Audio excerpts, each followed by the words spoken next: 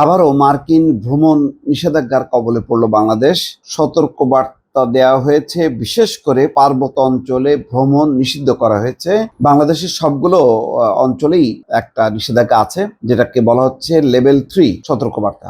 আর পার্বত্য অঞ্চলে সেখানে বলা হচ্ছে লেভেল 4 সর্বোচ্চ নিরাপদ। নিশ্চয়ই মার্কিন যুক্তরাষ্ট্রের কিছু তথ্যপাত্র আছে, তারা সেগুলো বিশ্লেষণ করে টাইম টু টাইম তারা সারা বিশ্বে এই ধরনের সতর্কবার্তা জারি করে। তো বাংলাদেশের সাম্প্রতিক পরিস্থিতি তাদের কাছে মনে হচ্ছে যে চুরি, ডাকাতি, রাহাজানি এই বিষয়গুলো মাত্রা বেড়ে গেছে। সেই কারণে সমগ্র বাংলাদেশ ব্যাপী লেভেল 3 সতর্ক বার্তা জারি করেছে। তার মানে একটা বেশ বড় একটা নোট দেওয়া হয়েছে। এই নোটটা অবশ্যই গুরুত্ব দিয়ে বিবেচনা করা দরকার। অনেকেই নানা রকম অন্তর্ঘাতমূলক কর্মকাণ্ড করতে পারে এবং এমন একটা পরিস্থিতি তৈরি করতে পারে যাতে অন্তর্বর্তী সরকার বেকায়দায় পড়ে। আর চুরি, ডাকাতি, ছিনতাই, রাহাজানি যেটা প্রকাশ্যে হচ্ছে সেগুলো তো বলার অপেক্ষা রাখে না।